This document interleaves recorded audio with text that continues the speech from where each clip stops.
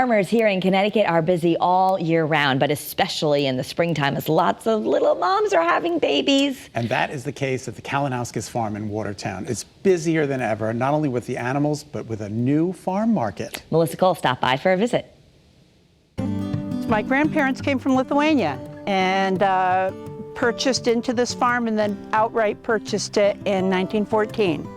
It started out as a small dairy farm way back then. But over the years, third-generation farmer Kalenauskas says this Watertown farm has transitioned into cattle, which you can see roaming through these snowy fields.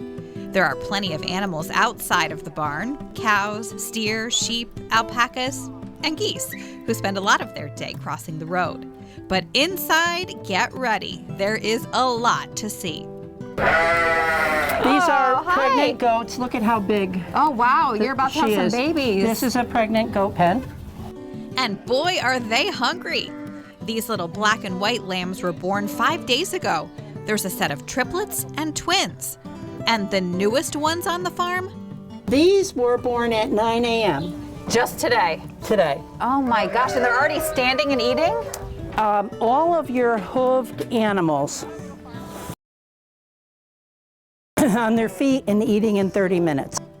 Some of these ladies will be having their babies very soon. Do they give you signs that they're going into labor? Sometimes.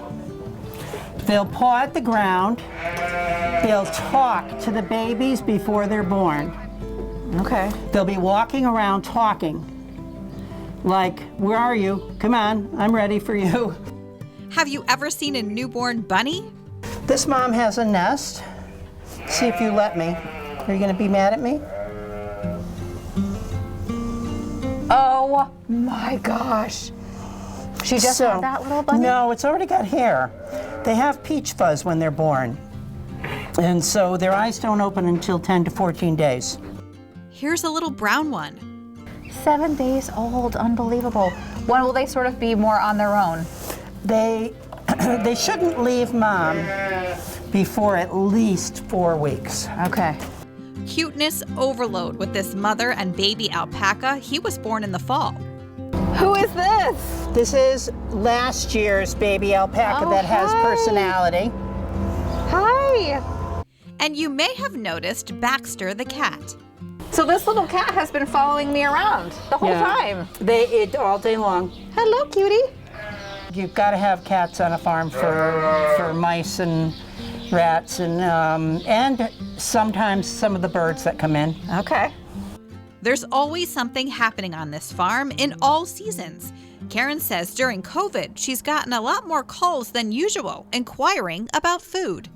Particularly when we had a limit last April and you could only buy 2 packages of protein. Then people were, where are the meats coming from? Maybe we can buy them locally. And we actually started to get some phone calls asking us if that was a possibility. And as a family, we talked about it and said, okay, we're gonna do this. And so they opened up this market in July, full of fresh meats and different products made from the fibers of the animals. Our most popular cut in the beef are the ribeye steaks. They were dry aged.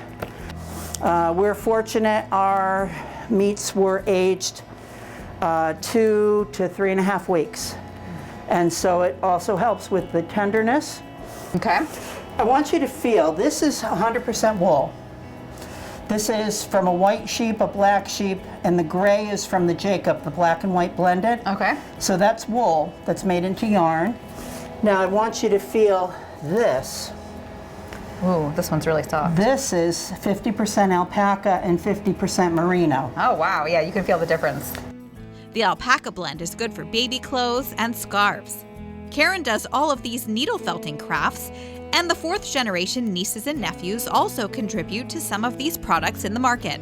My oldest nephew has 3 children, 3 boys, that will hopefully become the 5th generation to be here, hopefully. Which is important, right, to keep the tradition going? Not only tradition, would you want to see all of this as houses? And then where does your food come from? How do you continue to supply locally?